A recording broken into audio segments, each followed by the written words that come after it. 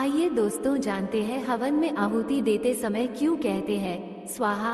अग्निदेव में जो जलाने की तेज रूपा दाहिका शक्ति है वह देवी स्वाहा का सूक्ष्म रूप है।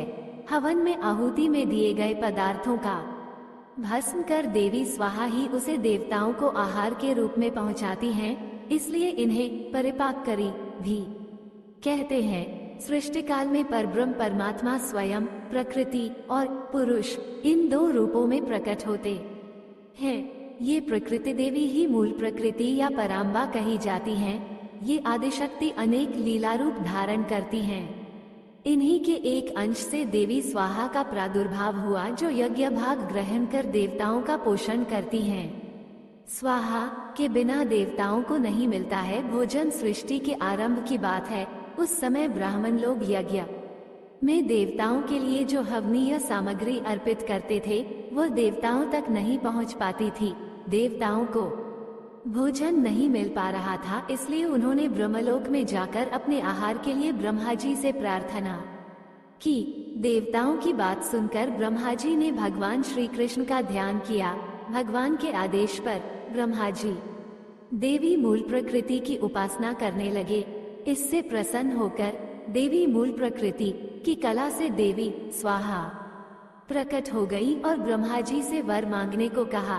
ब्रह्मा जी ने कहा, आप अग्निदेव की दाहिका शक्ति होने की कृपा करें।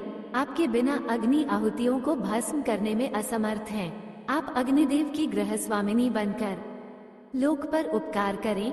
ब्रह्मा जी की बात सुनकर भगवान श्री कृष्ण में अनुरक्त देवी स्वाहा उदास हो गई और बोली, परब्रह्म श्री कृष्ण के अलावा संसार में जो कुछ भी है सब ब्रह्म है। तुम जगत की रक्षा करते हो। शंकर ने मृत्यु पर विजय प्राप्त की है। शेषनाग संपूर्ण विश्व को धारण करते हैं। गणेश सभी देवताओं में अग्रपूज्य हैं। ये सब उन भगवान श्री कृष्ण की उपासना का ही फल है। ये कहकर वे भगवान श्री कृष्ण को प्राप्त करने के लिए तपस्या करने चली गई और वर्षों तक एक पैर पर खड़ी होकर उन्होंने तप किया। उनकी तपस्या से प्रसन्न होकर भगवान श्री कृष्ण प्रकट हो गए। देवी स्वाहा के तप के अभिप्राय को जानकर भगवान श्री कृष्ण ने कहा, तुम वाराह कल्प में मेरी प्रिया बनोगी और तुम्हारा नाम नागंजिती होगा। राजा नगंजित तुम्हारे पिता होंगे। इस समय तुम दाहिका शक्ति से संपन्न होकर अग्निदेव की पत्नी बनो और देवताओं को संतृप्त करो। मेरे वरदान से तुम मंत्रों का अंग बनकर पूजा प्राप्त करोगी। जो मानव मंत्र के अंत में तुम्हारे नाम का उच्चारण करके देवताओं के लिए हवन पदार्थ अर्पण करेंगे वह देवताओं को सहज ही उपलब्ध हो जाएगा। देवी स्वाहा बनी अग्निदेव की पत्नी। भगवान श्री कृष्ण की आज्ञा से अग्निदेव का देवी स्वाहा के साथ विवाह संस्कार हुआ।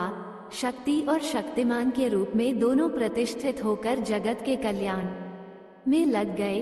तब से ऋषि मुनि और ब्राह्मण मंत्रों के साथ स्वाहा का उच्चारण करके अग्नि में आहुति देने लगे और वो हव्य पदार्थ देवताओं को आहार रूप में प्राप्त होने लगा। जो मनुष्य स्वाहा युक्त मंत्र का उच्चारण करता है उसे मंत्र पढ़ने मात्र से ही सिद्धि प्राप्त हो जाती है। स्वाहाहीन मंत्र से किया हुआ हवन कोई फल नहीं देता है।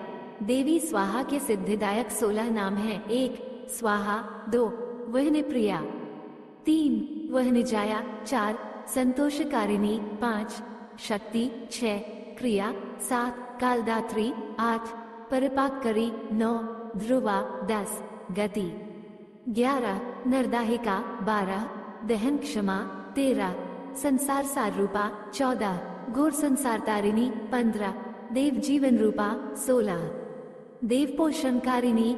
इन नामों के पाठ करने वाले मनुष्य का कोई भी शुभ कार्य अधूरा नहीं रहता।